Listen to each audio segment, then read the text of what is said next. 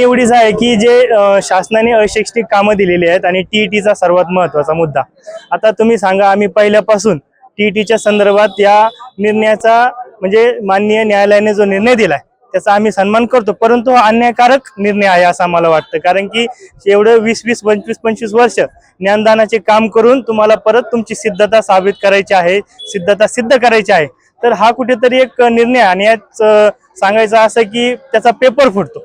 मग आता विश्वासार्हताच राहिलेली नाही. सगळ्यात महत्त्वाचा, आम्ही शिक्षक म्हणून या परीक्षेवर बहिष्कारच टाकणार आहोत.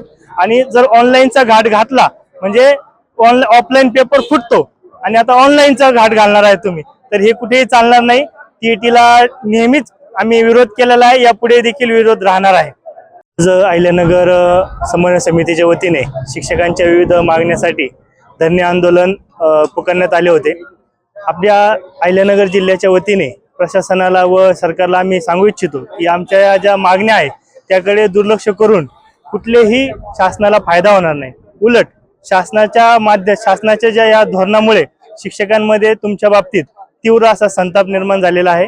या समन्वय समितीच्या माध्यमातून आम्ही BLOचे जे काम आहेत, सध्या SRचं जे काम चालू आहे, त्यामुळे अनेक शिक्षक महिन्याभरापासून शाळेपासून दूर आहे.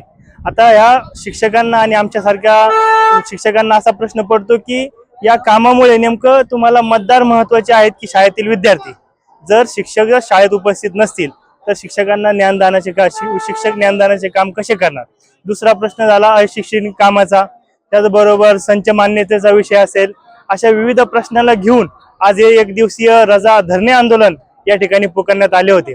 भविष्यात जर शासनाने याची दखल घेतली नाही तर भविष्यात या आंदोलनाची तीव्रता वाढून निश्चितच आझाद मैदानावर देखील आंदोलनासाठी सर्व अहिल्यानगरमधून शिक्षकांची दखल घेतली नाही तर सर्व शिक्षक या ठिकाणी अहिल्यानगरचे शिक्षक आझाद मैदानावर जाणार आहेत.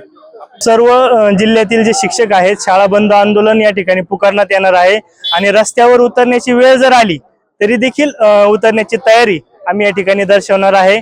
आणि मेन जर आपल्याला सांगायचं असले महत्त्वाचा उद्देश असा आहे की विद्यार्थी हित हे सर्व शिक्षकांच्या ध्येयात असतं आणि हेच महत्त्वाचं आमचं काम आहे, ते आम्हाला करू द्या. शासनाला या माध्यमातून आज आम्ही सांगितलेलं आहे. आज आम्ही त्या संदर्भातलं निवेदन दिलेलं आहे. निवेदनाची दखल नाही घेतली तर निश्चितच भविष्यात आपल्याला या आंदोलनाची धग मोठ्या प्रमाणात सुरू झालेली आपल्याला दिसेल.